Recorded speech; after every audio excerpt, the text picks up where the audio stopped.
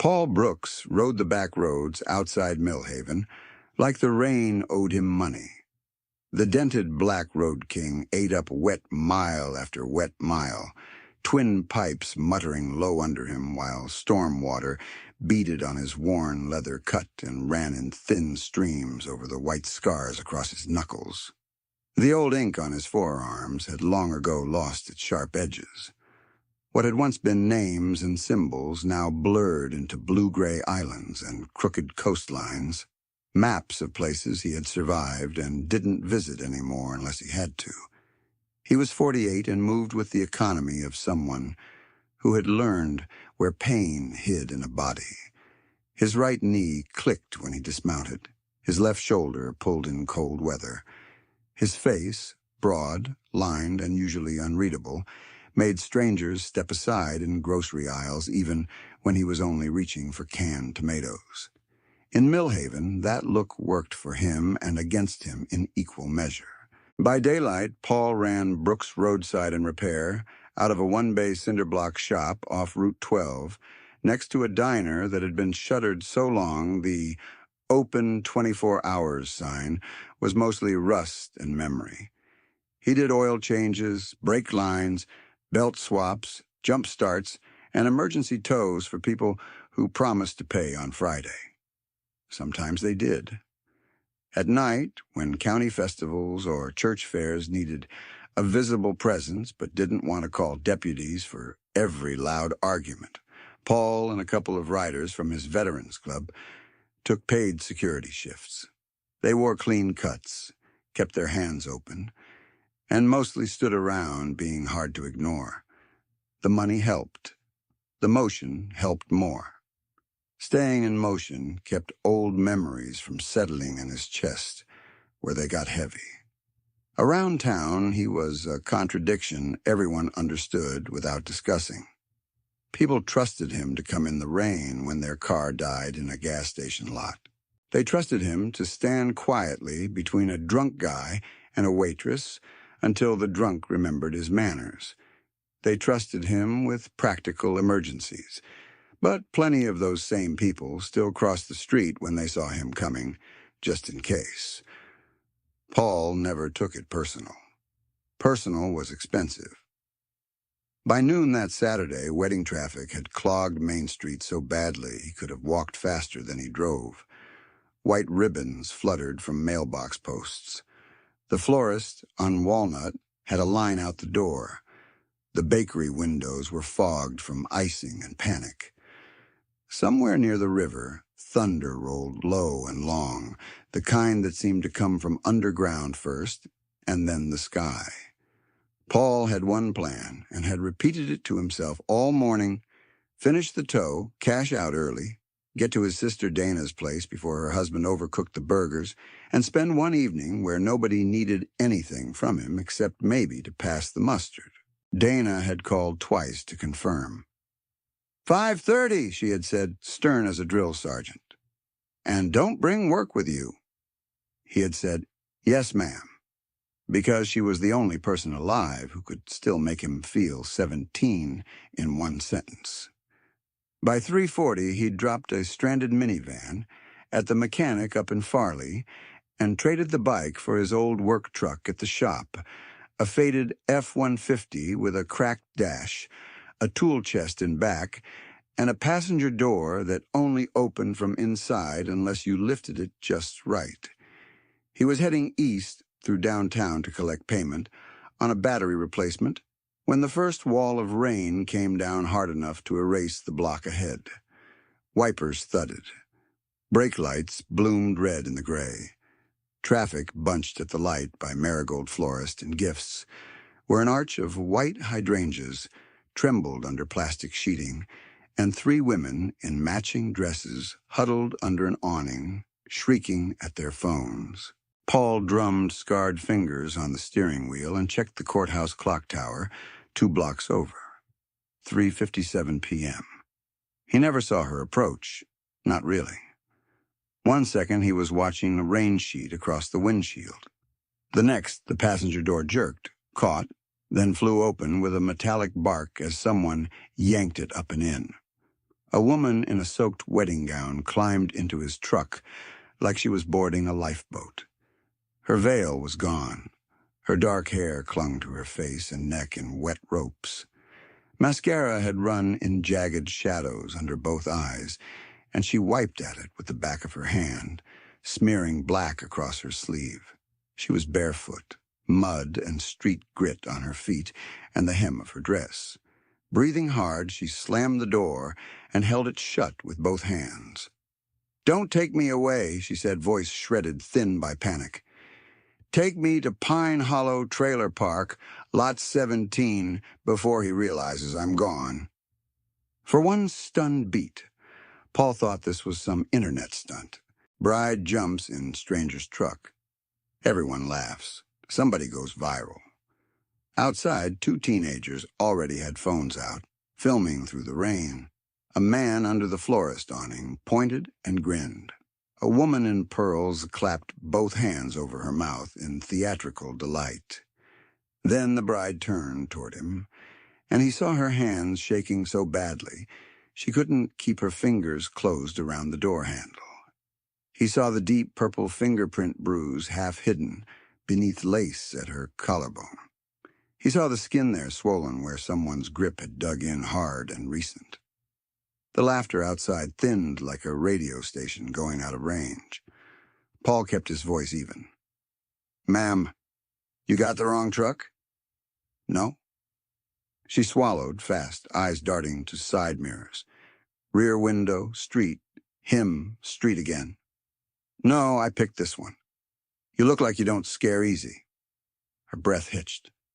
"Please, I need my daughter." The light turned green and nobody moved. A horn blasted behind them. Paul's hand stayed on the wheel. "Name?" "Lena. Lena Hart." She dragged in a breath that caught halfway. "My kid, Ivy, she's 7. She's at my trailer with a sitter.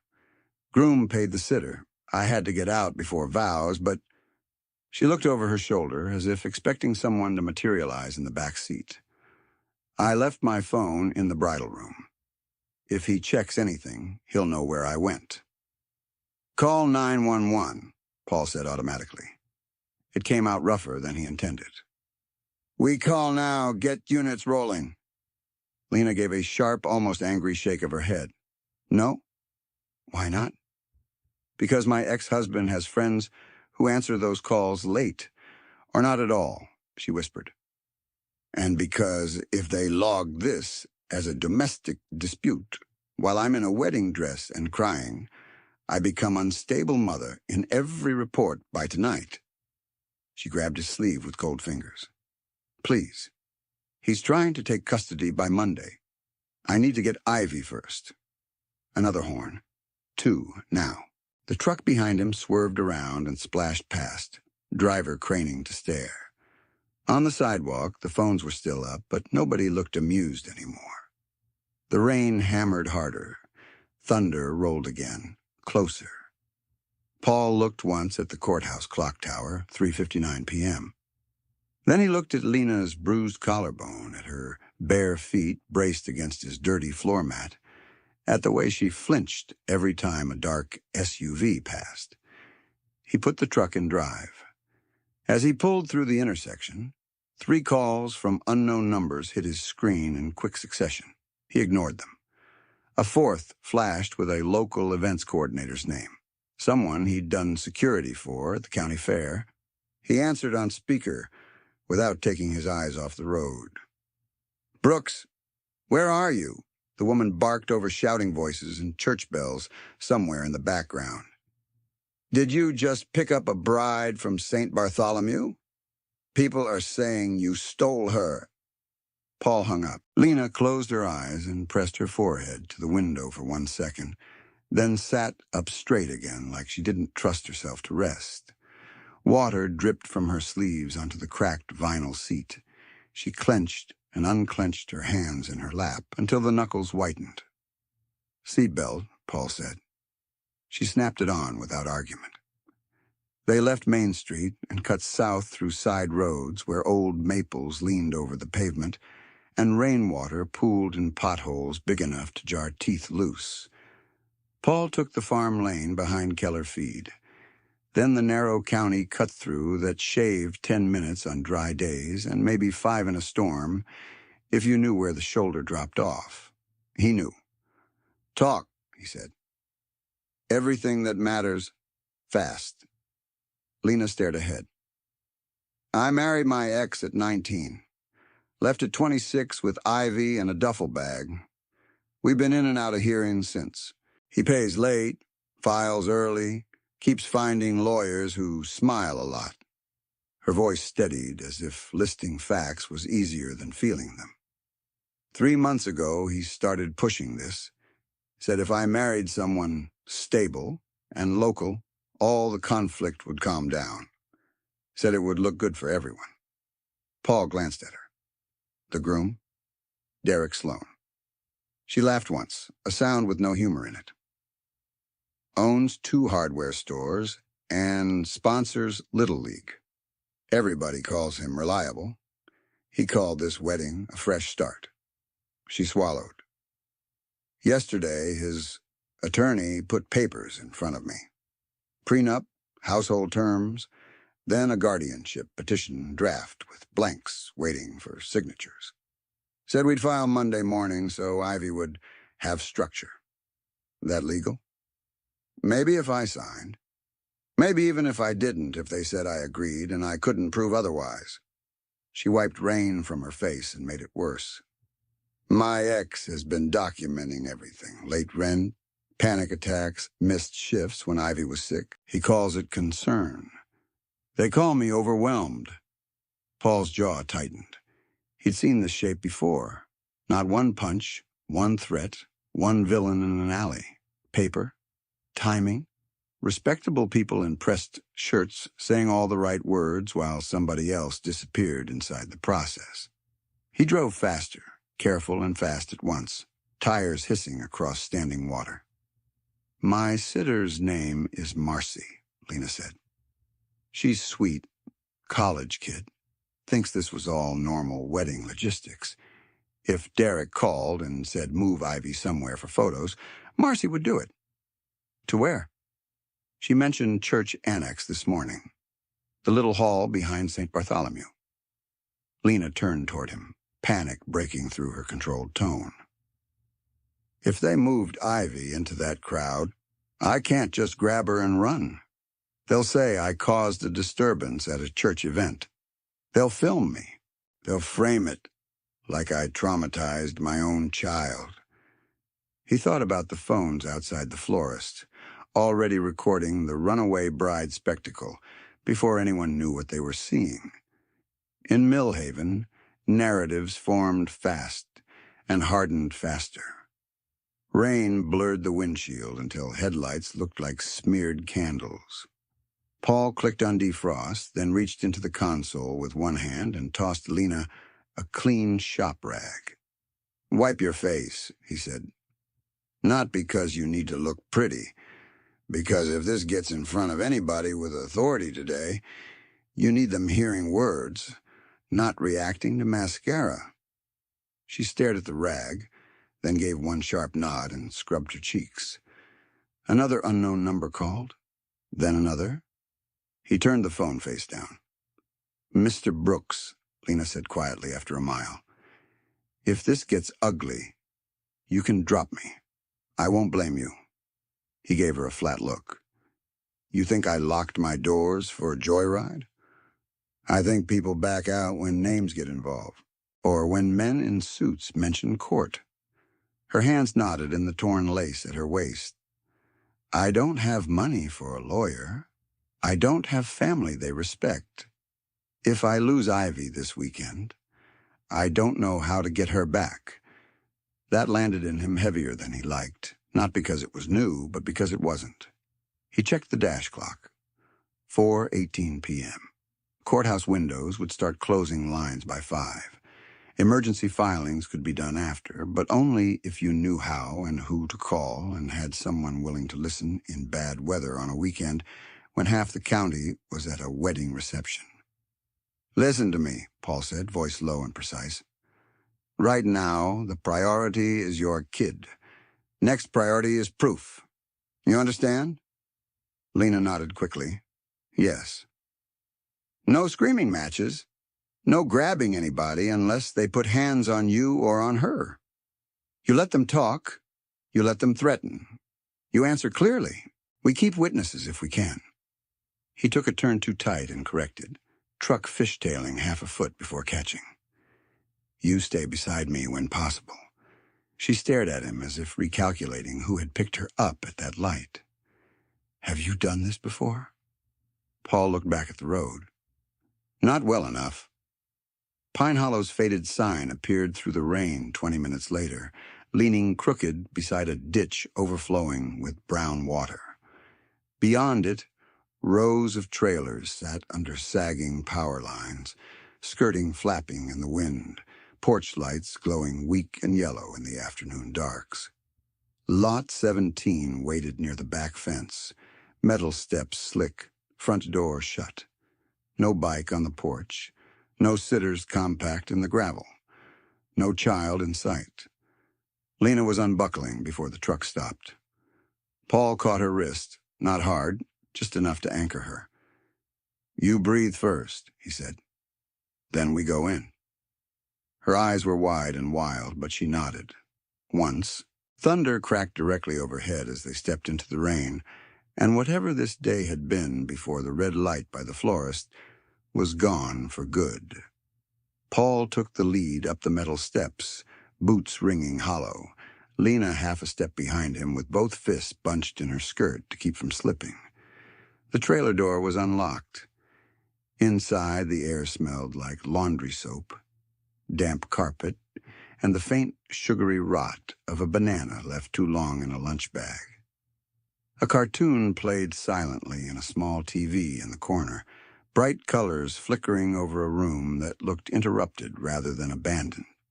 One child-sized sneaker sat by the couch. The other was missing. "Marcy?" Lena called, voice already cracking. No answer.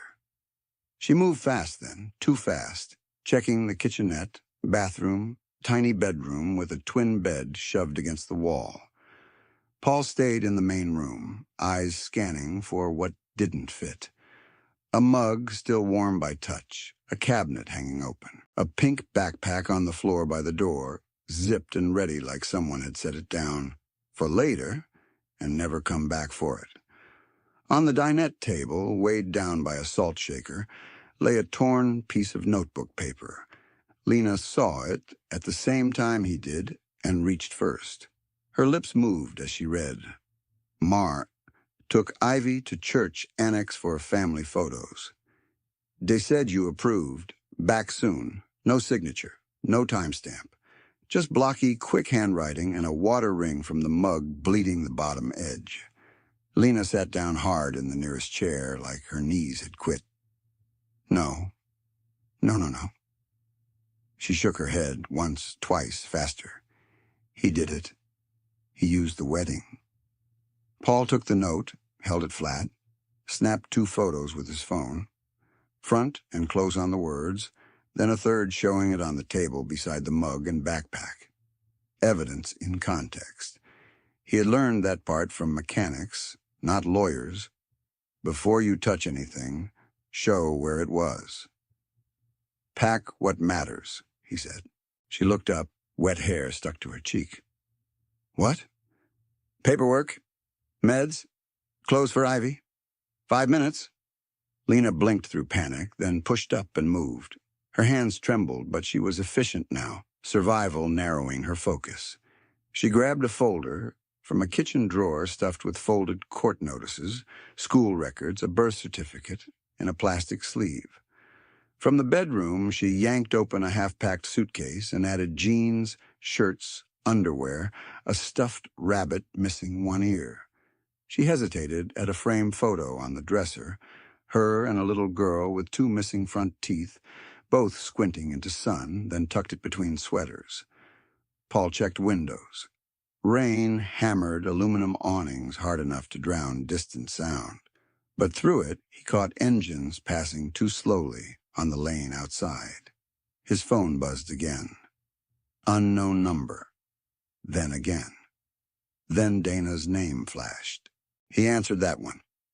"Tell me you're still coming," his sister said, voice tinny over rain and kitchen noise. "I bought that weird mustard you like and can't make it." A beat. "You okay?" "Yeah." "You lying?" He watched Alina zip the suitcase with shaking fingers. "I'm occupied." Dana exhaled, the sound of someone who had known him too long. "Do you need anything?" He looked at the clock on the microwave, a little past 4:30. "If I call, I'll need dry clothes for a woman and kid. Maybe tonight." "Done," she said instantly. "Text sizes if you can." "And Paul?" "Yeah. Don't go lone wolf stupid." He almost smiled despite everything. "Copy that." He hung up and called Hal Mercer, a retired lineman who rode with him on festival details and had the patience of granite. Hal picked up on the second ring. "If this is about moving your lift again, I'm drunk." "It's 4:30. "Then I'm pre-gaming." "What's up?" Paul gave him the short version. Bride ran, child moved under false pretenses, church annex, possible custody play. Hal listened without interruption. "Need eyes," Paul finished. "No heroics. Just record and witness." Hal didn't hesitate. "I can be at St. Bart's in 12. I'll grab Nia on the way. She's got that dash cam setup." "Good. Watch exits around annex lot. If they move a kid, I need plate numbers and faces." "Copy." Call ended. Another began, to Nia directly anyway, because redundancy kept people alive. She answered over the rumble of an engine. "Already in my truck, Hal filled me in. You want me visible or invisible?" "Visible enough to deter stupid. Invisible enough they forget to perform for you," she snorted. "That's a narrow lane, Brooks." "Stay in it." Lena came back carrying the suitcase and the folder hugged to her chest like armor. "I found Ivy's inhaler," she said, almost to herself, and put it carefully in her purse. "She wheezes when she cries." "Good." He handed her the pink backpack. "Bring this too." She took one step toward the door, then froze. "If they say she's with family—" "You are family." "They'll mean his family. Respectable family. Church committee family." The bitterness in her voice could have stripped paint. "I wait tables 3 nights and clean motel rooms mornings. I rent lot 17. In court, they call that unstable housing." Paul held the door open. "Then we don't give them only words." Outside, rain sheeted sideways now, wind driving it under collars and into eyes. They loaded the suitcase into the truck bed under a tarp, then climbed in. As Paul pulled away, Lena twisted in her seat, watching her trailer shrink behind them like she was memorizing it, in case she never saw it again. 3 lots down, a silver SUV idled with lights off. It eased out after them. Paul watched it in the mirror, counted to 5, then took a right where he should have gone straight. The SUV followed. Another right onto a rutted service lane behind the parked dumpsters. The SUV hesitated, then kept to the main road, not willing to scrape clean paint in muddy ruts. He merged back a block later and accelerated. "Were they with him?" Lena whispered. "Maybe curious. Maybe a sign." He kept his tone neutral. "Either way, we stay moving." His phone rang again. The event coordinator from earlier. He let it go to voicemail. A text followed immediately. "Where are you? This is a legal issue now. Return her to St. Bartholomew, or we call sheriff." Paul flipped the phone face down again. By the time they hit Millhaven's edge, traffic had congealed into weather panic and wedding spillover. Sedans with ribbon magnets crawled beside muddy pickups. A charter bus blocked one lane near the river bridge while men in dress shirts shouted and waved uselessly. Water backed up at storm drains, turning intersections into shallow brown ponds.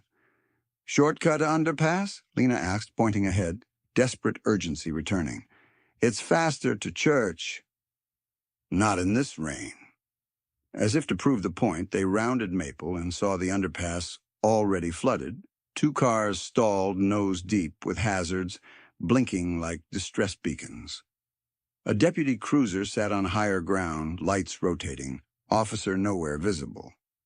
Paul braked, cut left through the old mill district instead. Brick warehouses loomed dark and windowless. The road there was pitted and slick, but passable. Lena gripped the dash. What if they already left with her? Then we track where? How? They have people. So do I.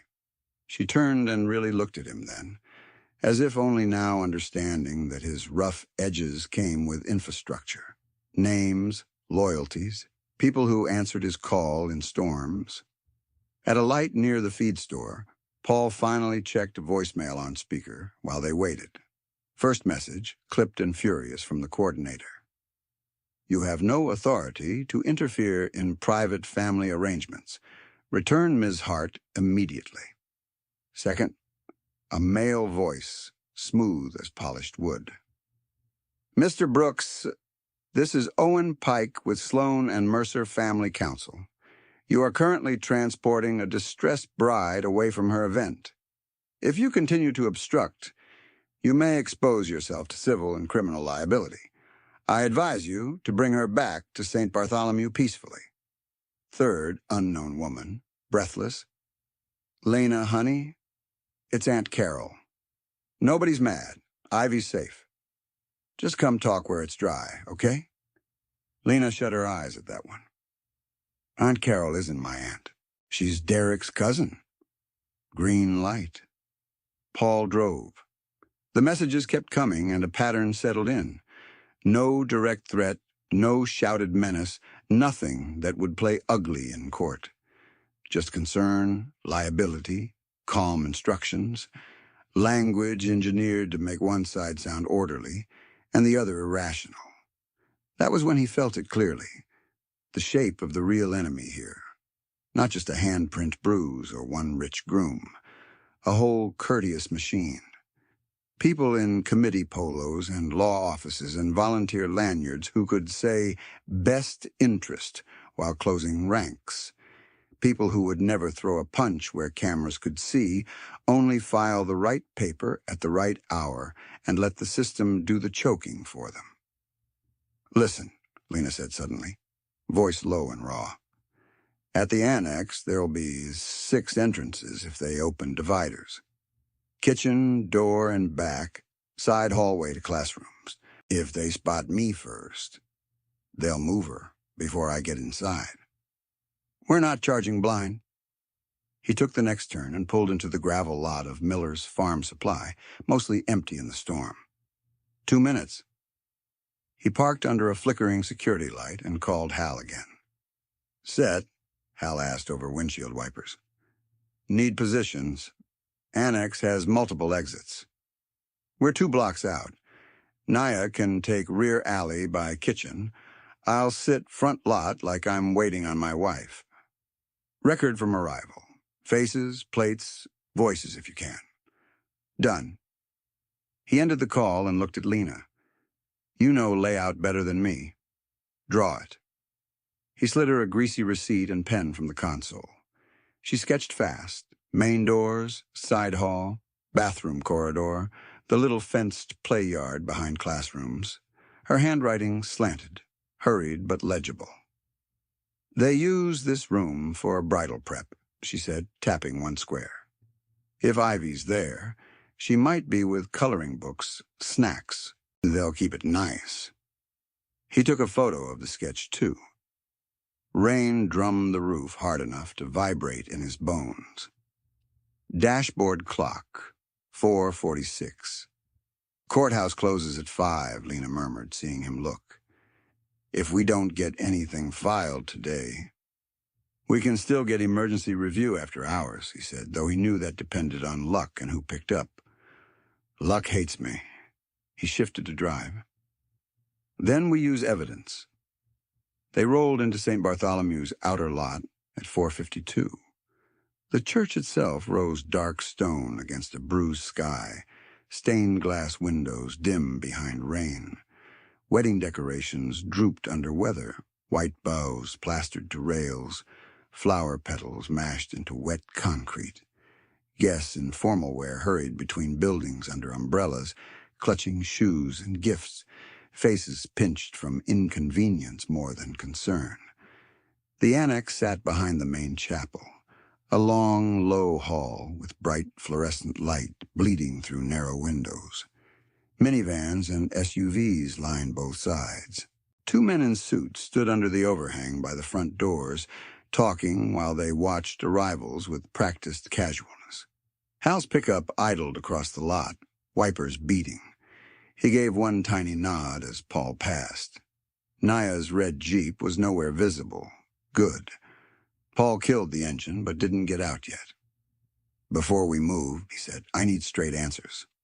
Lena hugged the folder. "Okay. Have you tried to leave this arrangement before today?" She stared at him. For a second, he thought she'd refuse. Then her shoulders sagged. "Last spring," she said. "Derek wasn't in the picture yet. Just my ex and his filings." She looked out through the rain-streaked windshield at the annex doors. "I packed Ivy after bedtime and drove to my cousin in Ashford. He filed emergency custody by noon, saying I abducted her, missed a scheduled exchange, unstable behavior. By the time I got legal aid 3 days later, temporary orders were already in place. I came back to fight and looked like exactly what he said I was." Her mouth twisted. "I had no witnesses, no recordings, no money. Just me saying I was scared. And court? Judge said fear without corroboration is complicated." She laughed hollowly. "Complicated means expensive." Paul absorbed that in silence. Rain ran in rivers down the windshield, warping the annex lights into yellow smears. "I thought today I'd just disappear before vows," Lena said. "New town, cash jobs, keep moving. I know that sounds desperate," he said. "No, not stupid." She finally looked at him, eyes red-rimmed but steady.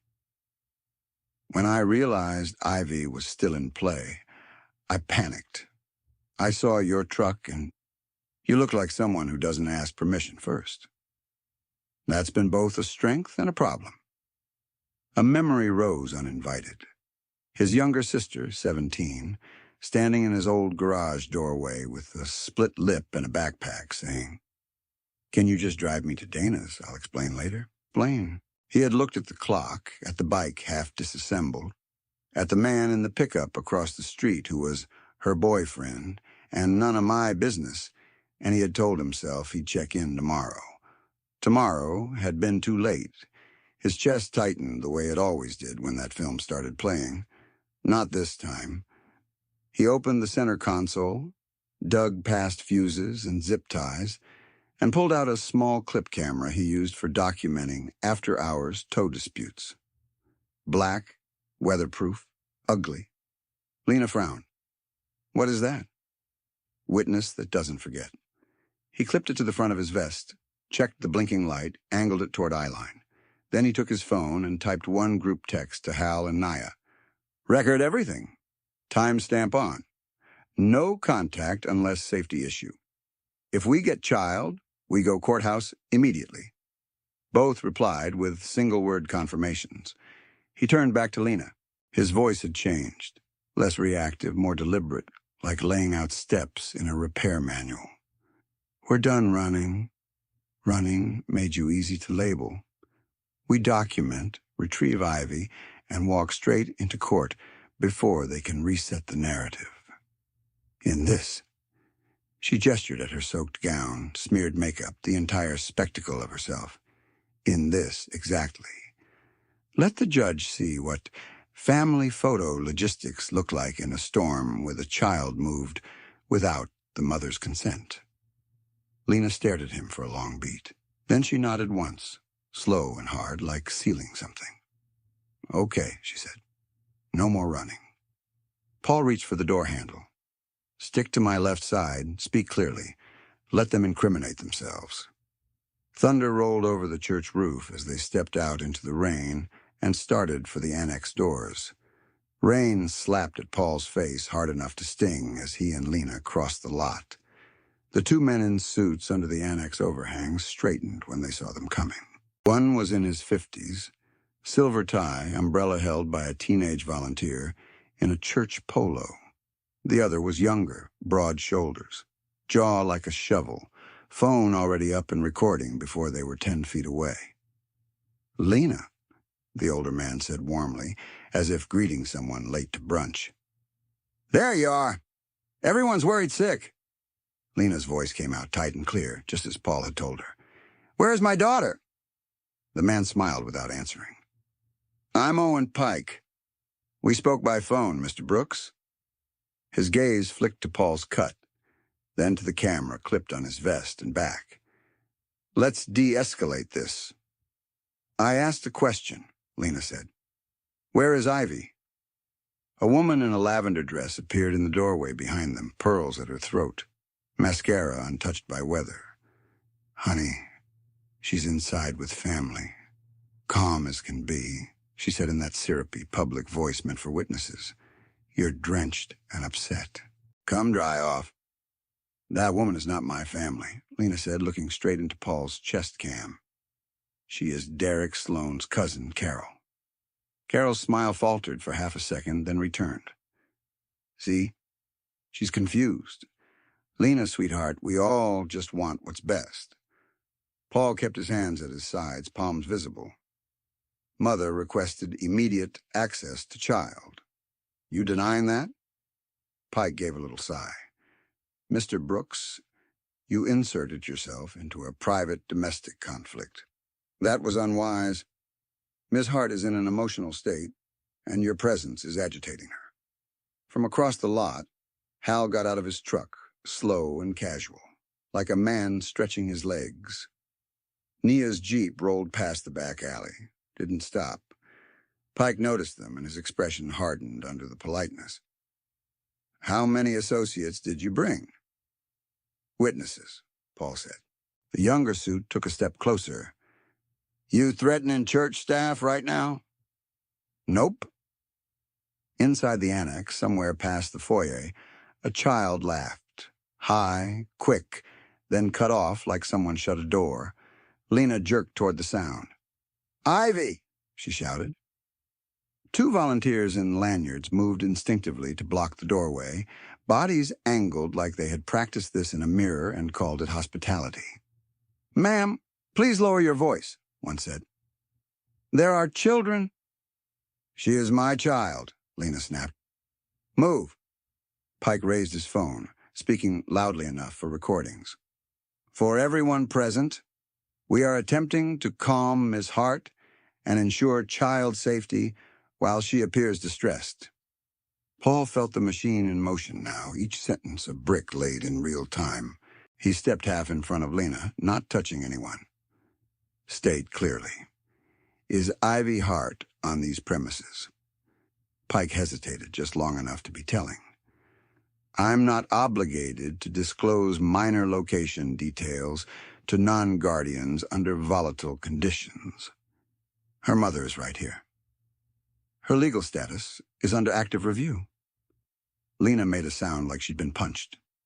"There is no order." "Not yet," Pike said softly. That single phrase landed like a dropped wrench. Paul's phone buzzed in his pocket. Hal's custom double ping. Urgent. He pulled it one-handed without taking his eyes off Pike. Hal. Rear kitchen exit opened 458. Little girl pink raincoat moved to black Suburban.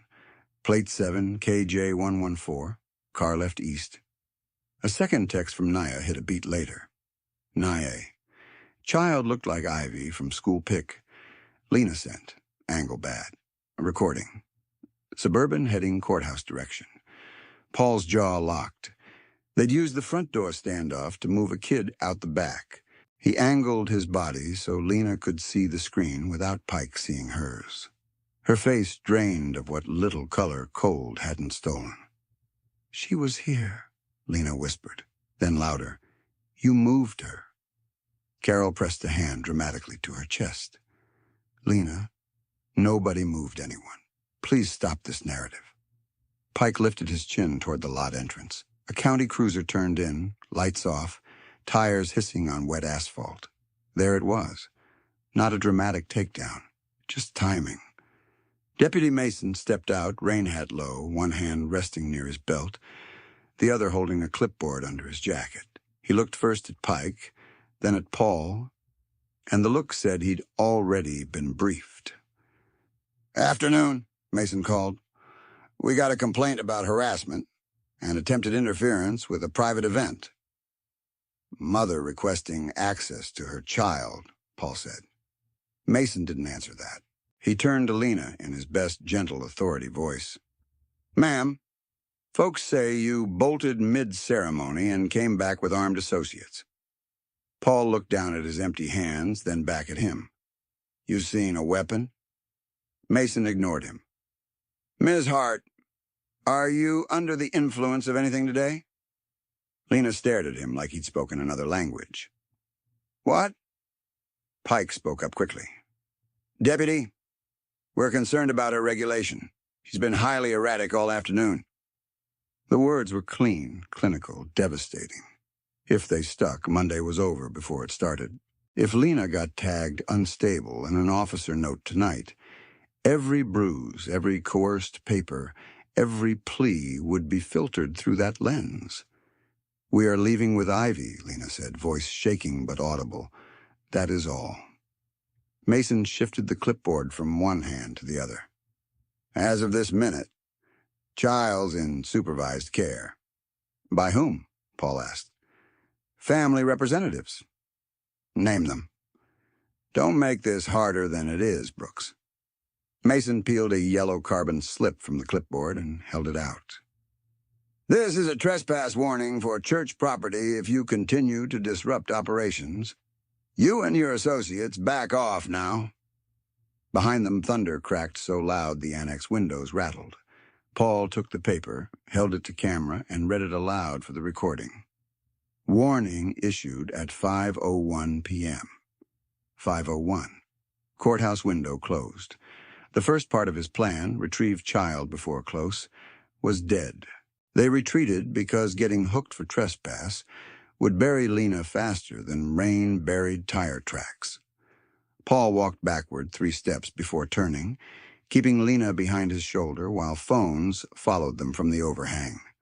By the time they reached the truck, 3 more people were filming from under umbrellas, faces intent, righteous, dry. Inside the cab, Lena slammed the door and folded forward, palms over her mouth, breath scraping in and out. "I saw her raincoat," she said through her fingers. "Pink with stars.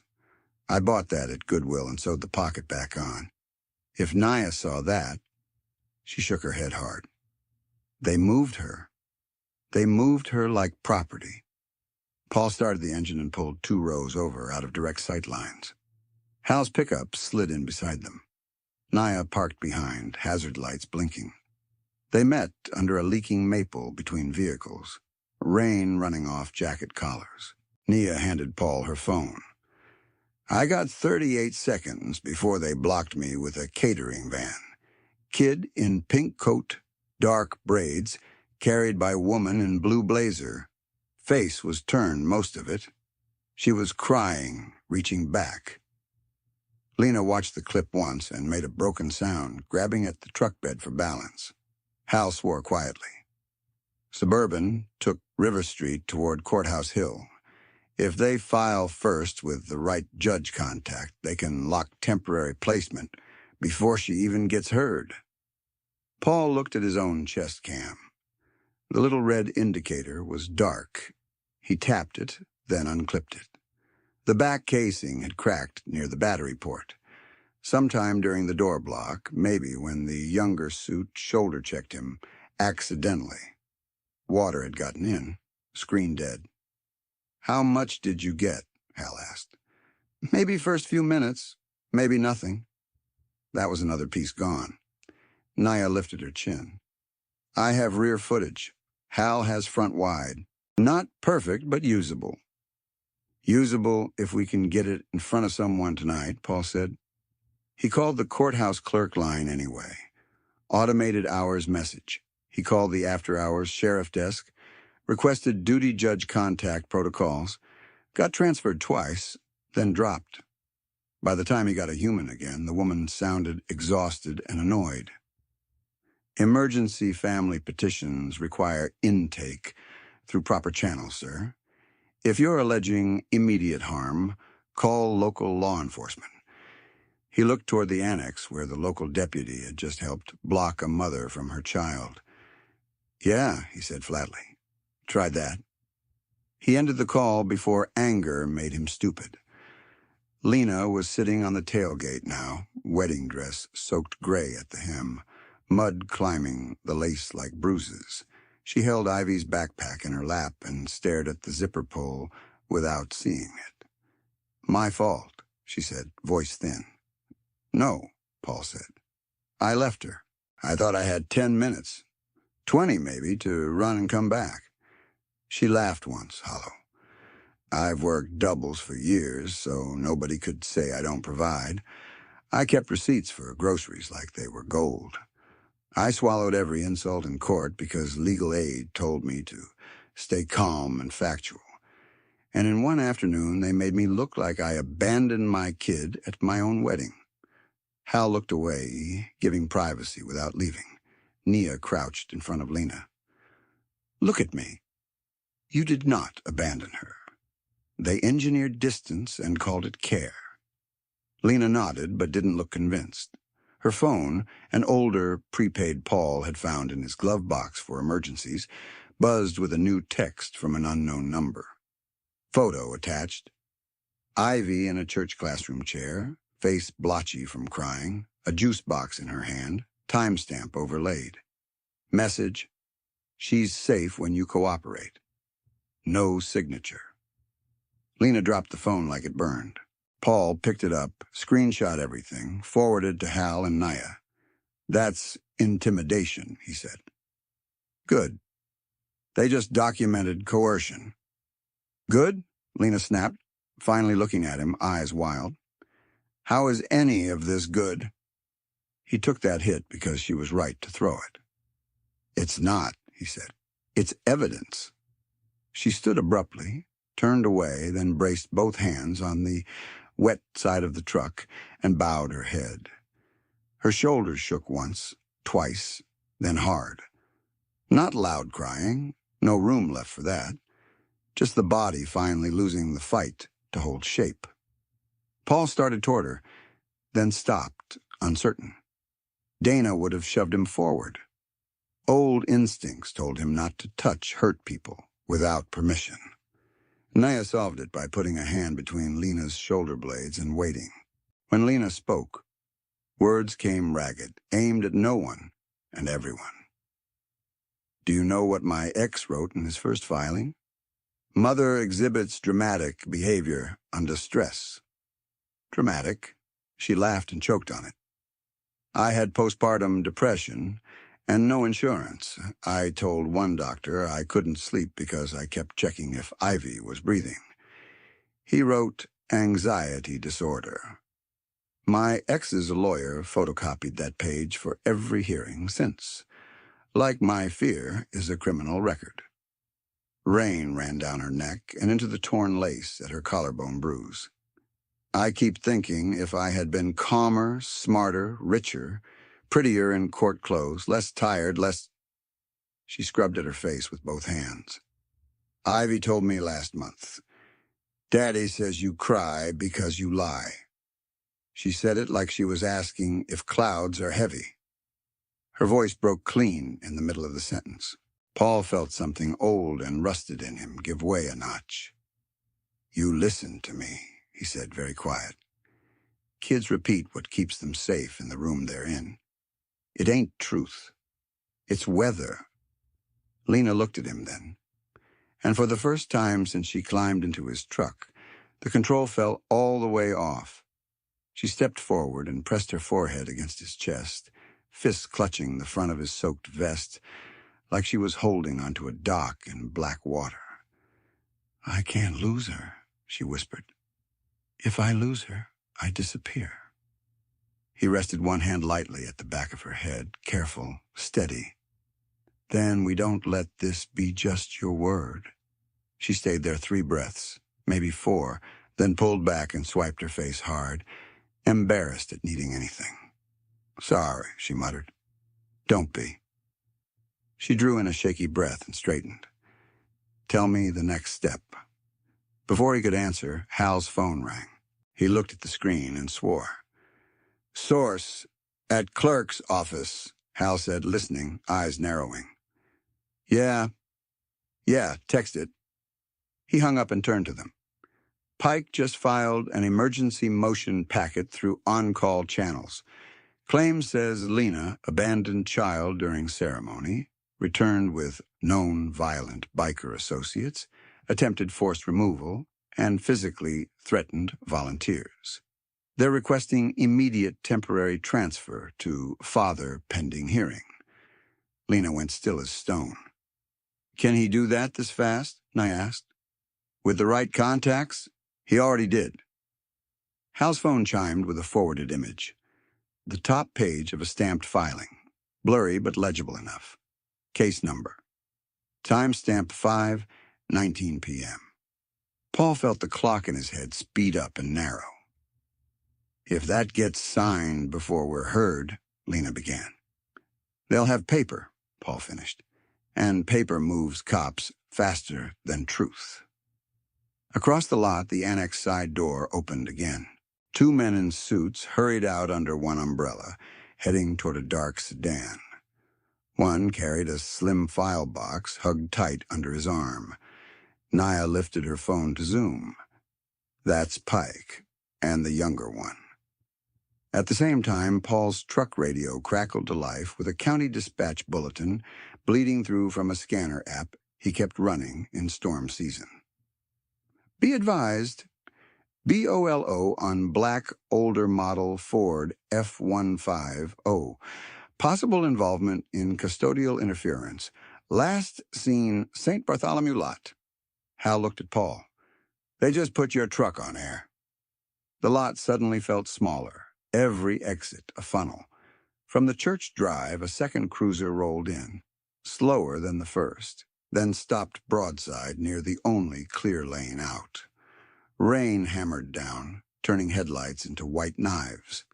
Paul grabbed the dead chest cam, Nia's phone with the footage queued, and Lena's folder of documents in one motion. He looked from the cruiser to the suited men pulling away with their file box, then to Lena, muddy, shaking, jaw set anyway. Decision now, he said. We stay and get boxed, or we move and force this in front of a judge tonight.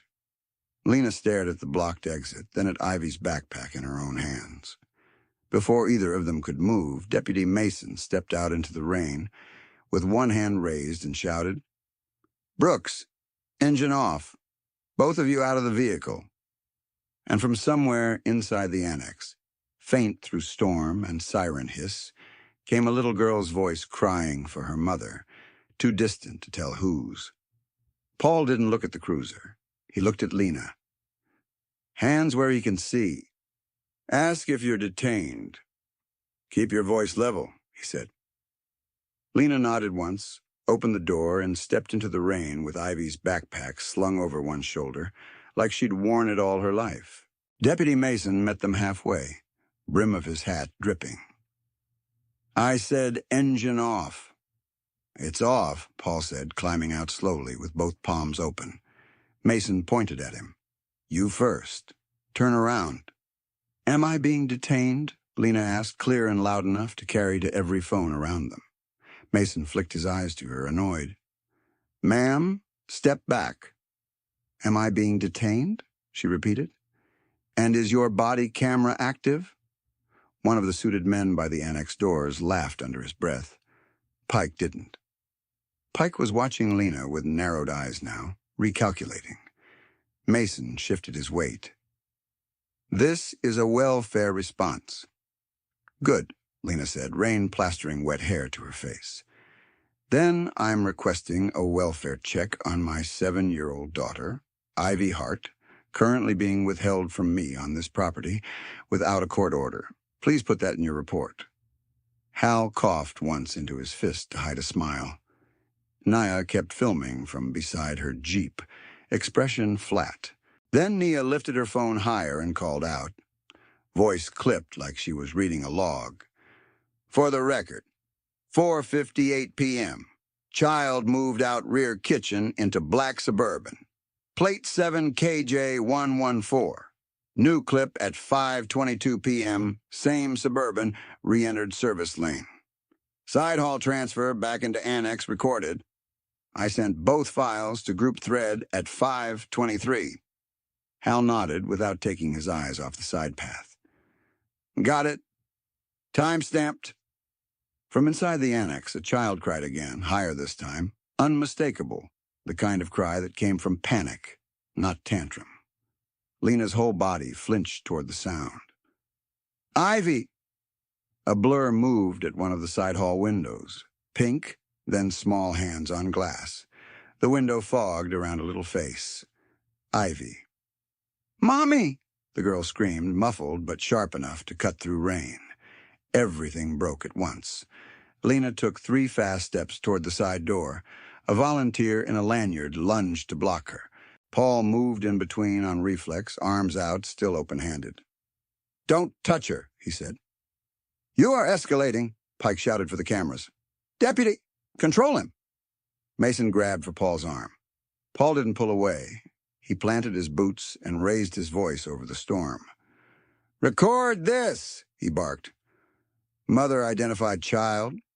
Child call for mother. Staff physically blocking contact." The side door banged open from inside. A teenage volunteer stumbled backward, trying to hold it, and Ivy shot through the gap in a pink raincoat with silver stars, braid half undone, face wet with tears. "Mom!" Lena dropped to her knees on the asphalt and caught her daughter so hard they both nearly fell. Ivy's arms locked around her neck like a seatbelt. "They said you left me," Ivy sobbed into her shoulder. "They said you were making trouble." "I'm here, baby." "I'm right here." Lena rocked her once, then looked up at Mason with rain and tears mixed on her face. "Now put this in your report, too." The younger suit was filming from 6 feet away, voice oily and controlled. "For the record, Ms. Hart is creating a public disturbance and emotionally destabilizing a minor—" Ivy turned and screamed, "Don't talk to my mom!" The parking lot went silent for one hard beat. Paul shrugged out of his riding jacket and wrapped it around Ivy and Lena both, tucking the collar up around the girl's ears. "Truck. Now." Mason stepped into their path. "Nobody's leaving till I sort this." Lena stood, Ivy on her hip, despite the awkward weight and soaked gown. She met Mason's eyes directly. "Am I free to leave with my child, yes or no?" Mason hesitated. "Because if not," she said, each word clipped and steady, "I am taking my child to file emergency protection at the courthouse. You can follow us. You can write whatever report you want, but if you stop me without legal cause after witnessing this, I will say your name in front of a judge tonight." Mason's jaw worked. From behind him, Pike snapped, "Deputy, she is in active emotional dysregulation." Lena swung toward him, voice rising for the first time, not shrill but sharp enough to ring. "Stop calling me unstable, because I refuse to hand over my kid." Even the phone seemed to tilt toward her. She stepped closer to Pike, Ivy still clinging to her shoulder. "You told people I abandoned her at 5:19. She was behind that window at 5:24. We have time-stamped video. You lied in a filing?" Pike's expression cracked at the edges. Mason blew out a breath, stepped aside, and jerked his chin toward the lot exit. "Go. I'll be right behind you." "Thank you," Lena said, and meant, "You just chose a side." Paul opened the truck's rear door, settled Ivy inside with the backpack as a pillow, and buckled her with hands that shook only once. Lena slid in beside her. Hal pulled his pickup behind them. Nia took point in her Jeep. As Paul started the engine, the younger suit leaned to Lena's open window, rain running off his expensive haircut. "Court consequences," he said softly. "You have no idea what you just did." Lena looked him dead in the face.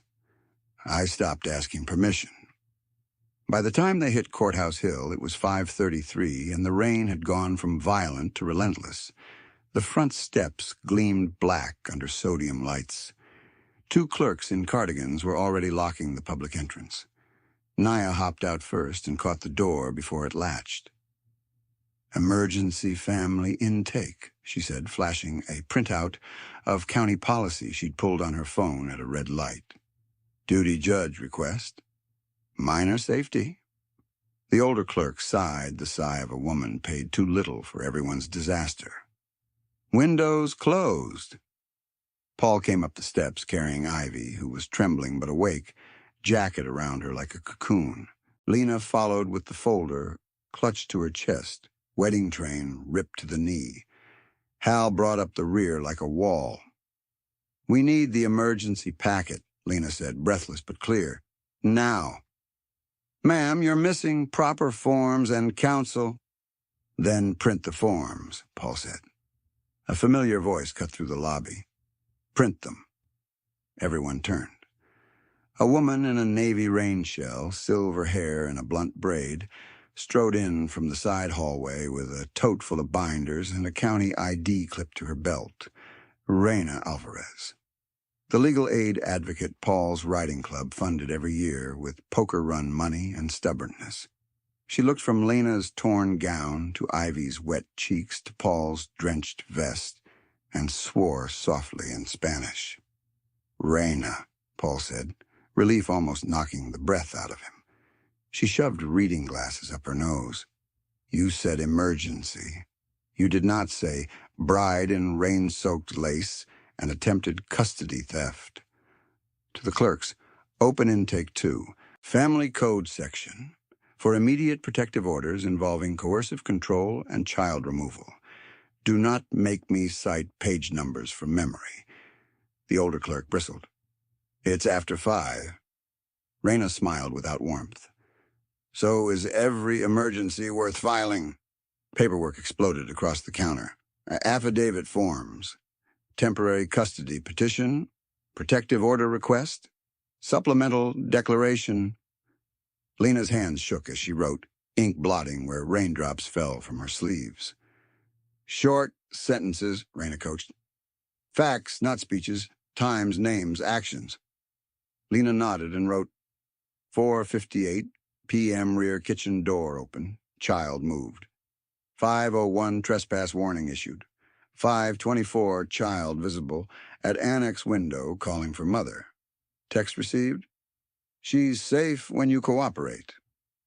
Pike arrived at 5:47 with Derek Sloan and Lena's ex, Travis Hart, both dry under tailored coats. Pike carried a slim file box and that same courtroom smile. "Clerk," Pike called, "we have an emergency transfer motion already submitted in Hart versus Hart. Opposing party is represented by no one and has engaged in disruptive behavior with known violent affiliates." Reyna didn't look up. "Opposing party is represented now." Pike recognized her and blinked. "Ms. Alvarez." "Mr. Pike? Still billing by the minute, I see." Derek stepped forward, voice pitched for sympathy. "Lena, this has gone too far. Ivy's frightened. Let's talk privately." Ivy buried her face in Paul's shoulder and whimpered. Lena didn't turn around. "No." Travis tried next, smooth contempt wrapped in concern. "You're proving my point doing this in public, Len." She kept writing. At 6:12, a bailiff led all parties into a small emergency courtroom that smelled like old books and wet wool. Duty Judge Miriam Cole sat at the bench with half-moon glasses and the expression of someone who'd seen every trick twice. "This is not a full hearing," Judge Cole said. "This is immediate risk review. Keep it concise and truthful. Pike stood first. He painted Lena as erratic, impulsive, and influenced by a biker group presence. He submitted front door video clips showing shouting, Paul blocking volunteers, and Lena lunging.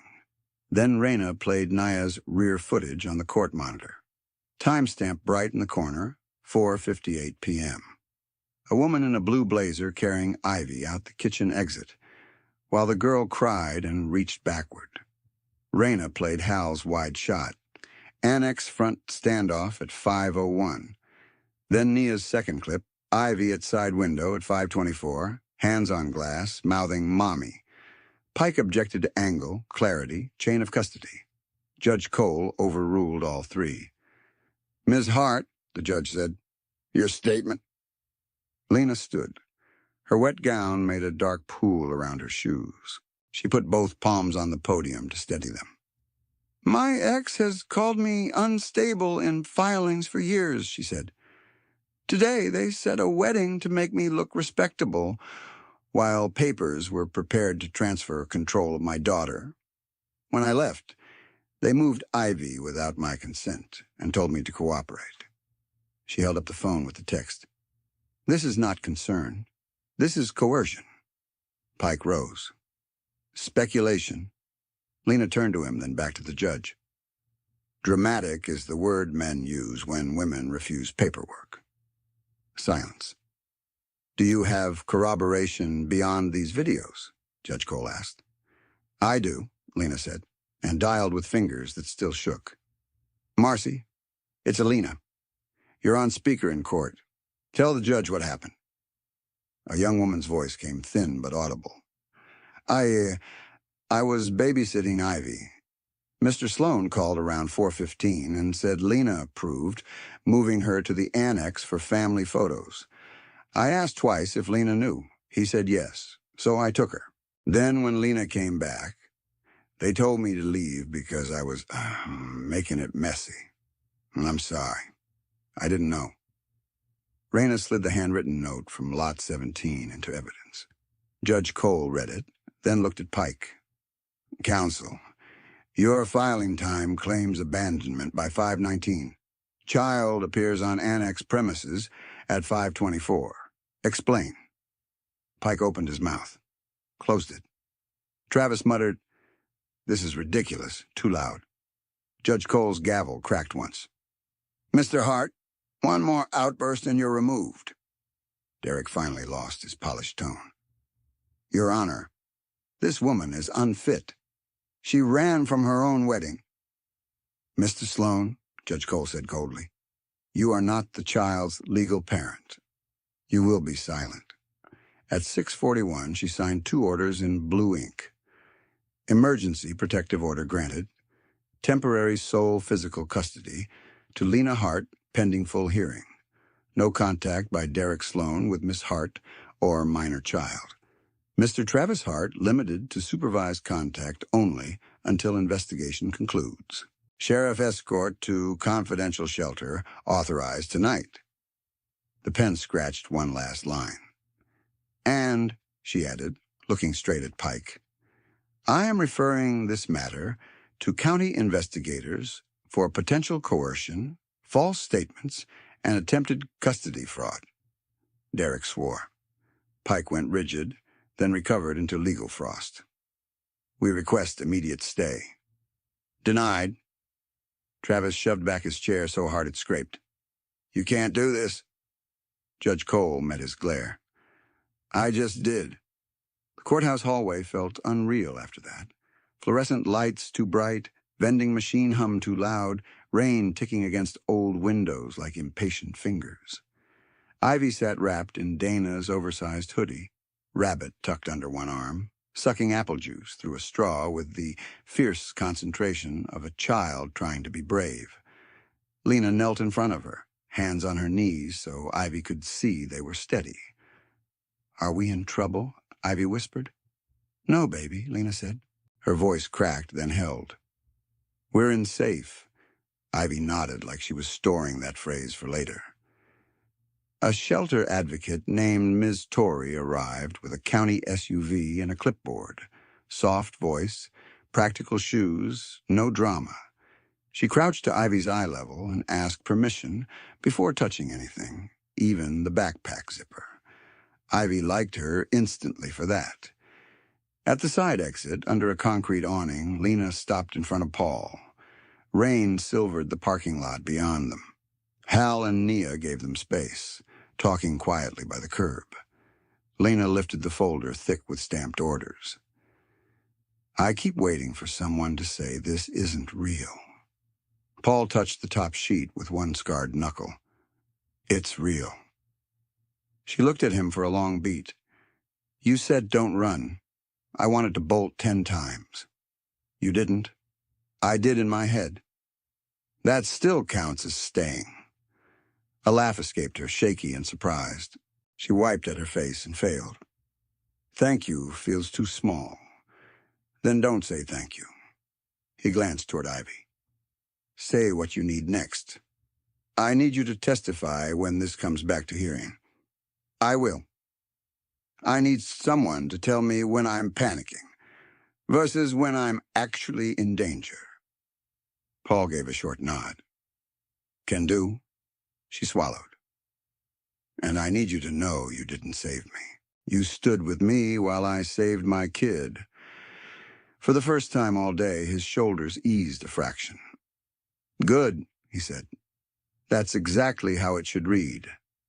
She stepped forward and hugged him hard, quick, her forehead against his chest for 1 second, like in the rain-lashed lot. Except now she wasn't drowning, just exhausted. Go, he said gently. Before she falls asleep standing. Lena pulled back, climbed into the SUV beside Ivy, and rolled down the window as the engine started. Paul? Yeah. She held his gaze. I'm not disappearing this time. Me neither. The SUV taillights turned red in the wet dark and pulled away toward the county line. 3 months later, winter sat low over Millhaven, and the rain had turned to sleet that rattled the shop windows like thrown gravel. Paul was closing up when Lena walked in, carrying a cardboard tray with 2 coffees and a paper bag that smelled like cinnamon rolls. She wore jeans, steel-toe boots, and Dana's old green coat, hair dry and loose, no lace, no panic. Ivy trailed behind in a yellow knit hat, clutching a library book about sharks. Bribery, Lena announced, setting coffee on the counter beside a laminated card listing hotlines and legal aid numbers. For the man who fixed my alternator for parts cost and moral superiority. Paul snorted. Moral superiority costs extra. Ivy looked up from her book. Mr. Paul, Mom says you can come to my science fair even if you don't understand volcanoes. I understand explosions fine, he said. Ivy considered that satisfied and wandered to the waiting chairs with her sharks. Lena leaned on the counter, suddenly less casual. Hearing went through today. He stilled. And? Judge made the temporary orders long-term pending final trial. Supervised visits only for Travis.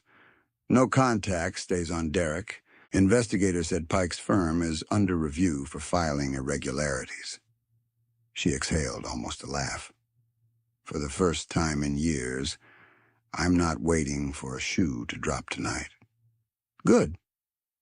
She studied him over the rim of her cup. That's all you got? He set his rag down.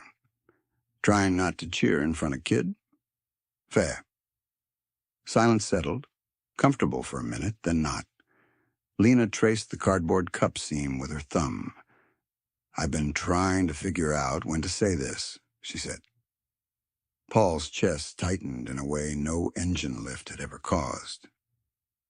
At first, she went on, eyes on the counter, you were the man at the red light. Then you were the man who knew where to stand in doorways and how to talk in court halls and how to make me drink water when I forgot. She looked up. Somewhere in there, you became the person I look for first when something good happens too. He didn't move. I know this isn't normal timing, Lena said. I know trauma can make people bond to whoever's nearby. My therapist has an entire worksheet about it. A quick, self-conscious smile. I filled it out. Twice. Still landed here. Paul let out a breath he hadn't realized he was holding. You want honesty? He said. Please. I helped you that day because I failed somebody once and never stopped paying for it. He flexed his scarred hand on the counter. I told myself I was just correcting old math. But then you started showing up with coffee and arguing with me about spark plugs and teaching my niece how to braid paracord bracelets in the waiting room. And it stopped being about guilt. His voice roughened. I love the way you refuse neat boxes. I love that you're scared and go anyway. I love that when people try to make you small, you get factual. He gave a helpless half laugh. I love your kids' shark facts and your terrible cinnamon rolls and the way you check every exit, but still sit with your back to me because you decided I'm safe. Lena's eyes filled. She didn't wipe them. I'm 48, Paul said quietly. I'm not good at polished, but I am steady.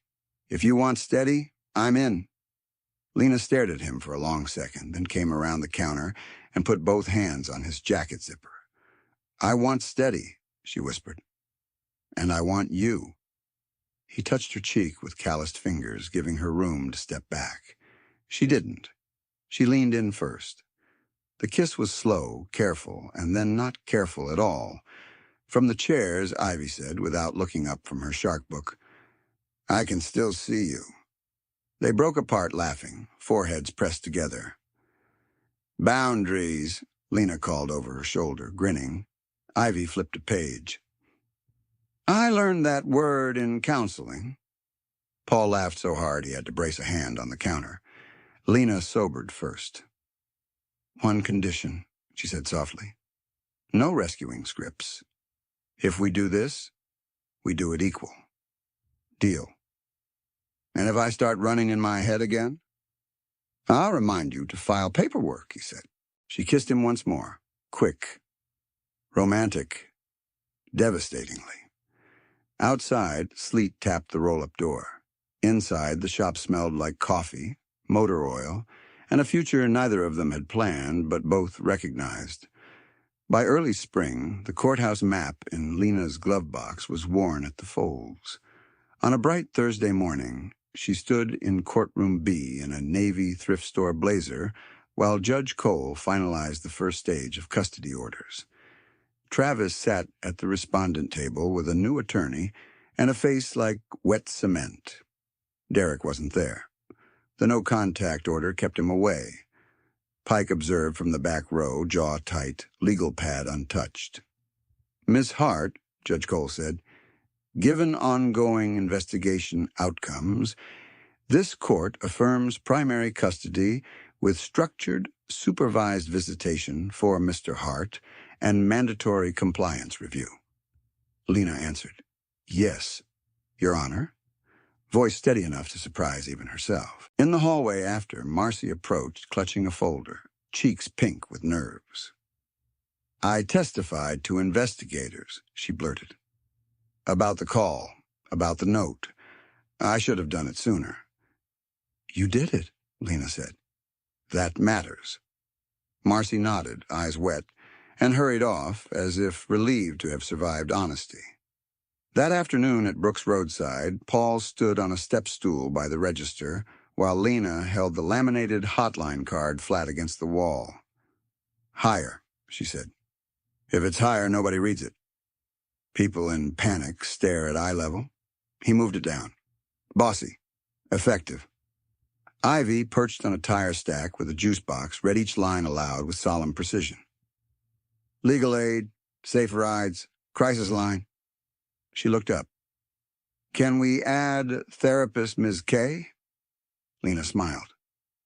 We can add counseling center info, yes. Paul handed her the marker. You write neat. At dusk, Hal and Nia rolled in on their bikes, engines rumbling. They stood in the bay, drinking bad coffee while rain started up again.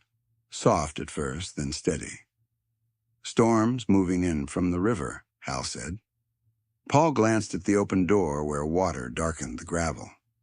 Months ago, that sound would have tightened his chest. Tonight, it sounded like weather, not warning. Lena stepped beside him, shoulders brushing his. She wore an old black rain shell now, not white lace, and her hands were still. Need a ride? He asked, nodding toward the rain. She jingled keys to her own stubborn used Subaru. I drive myself. He grinned. That's my girl. She arched an eyebrow. Careful, Brooks. Ivy ran up between them in her pink coat with silver stars, the pockets still hand-stitched, and grabbed both their hands. Race you to the car, she declared. They ran together through the rain, laughing across the lot where puddles reflected the shop light in broken gold. At the road, Paul paused under the awning and watched Lena buckle Ivy in, then slide behind the wheel. She looked over, tapped 2 fingers to her temple, and pointed at him. Call me when you close. He did. Later, long after dark, his Road King rolled out onto Route 12 with rain beating on old leather and wind pressing cold through his gloves. The scars on his knuckles were still there, pale as ever. Maps of mistakes survived. At the red light by Marigold Florist, he stopped. In the lane beside him, Lena's Subaru idled, heater fogging the edges of the windows. Ivy asleep in the back with a shark book open on her chest. Lena looked over and smiled. Steady, tired, real. The light turned green. This time, nobody ran.